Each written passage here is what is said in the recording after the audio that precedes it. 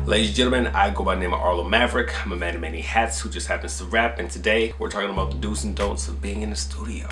Now, a definite do that you want to have when going into the studio is to make sure that you are prepared. And in addition to that, you want to make sure that any vocalist or instrumentalist that you're bringing into the studio are also prepared to make sure that the studio time runs as smooth as possible and that people aren't going there for the first time and hearing a song for the first time, or haven't prepared, haven't rehearsed, and all of a sudden now the clock is ticking and you are paying for it and you're looking very unprofessional. A definite don't in the studio is that if there's something that you don't like, then make sure that you address it. Don't have someone working at something for hours only to have you say, well, I really didn't like it in the first place. Because what ends up happening is that that person there has basically wasted time and wasted your money as well too on something that is no longer going to be used. So if you don't like something, then make sure you express that. A definite don't that you'll often find with a lot of artists who are new to recording is they will post demos online or share demos with their friends.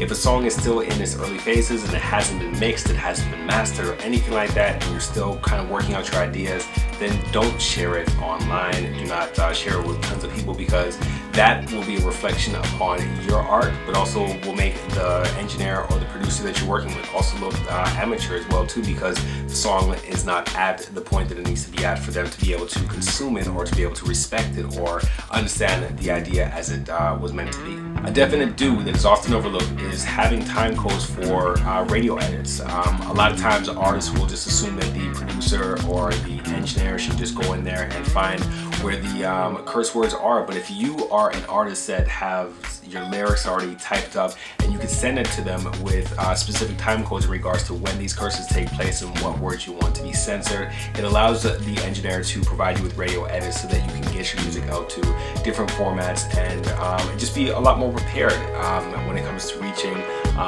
more people. So a definite do again is to try to have time codes for your radio edits so it makes it easier on the engineer to go in there and clean up the music so that you can have radio edits prepared. A definite do that should go without saying, but I'm going to include, is to make sure that all your data files are labeled. It is very important to make sure that whatever studio you go to, if you're bringing in data files from a previous session, that those files are properly labeled to make sure that the producer or the mix engineer can accurately identify what files are what. It'll make your sessions go so much smoother and provides the mix engineer time to actually work on your song as opposed to relabeling stuff or having to clean stuff up. So something to keep in mind, and it should go without saying, but at the same time though, not everybody does it, so I had to include it.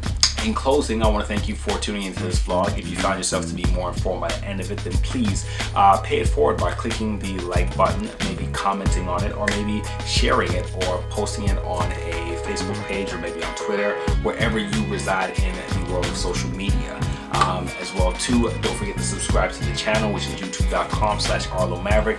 As well too, you can find me on other social media platforms such as Facebook, Instagram, Twitter, and of course YouTube, because that's where you're viewing this right now. But until the next episode, I just want to say peace.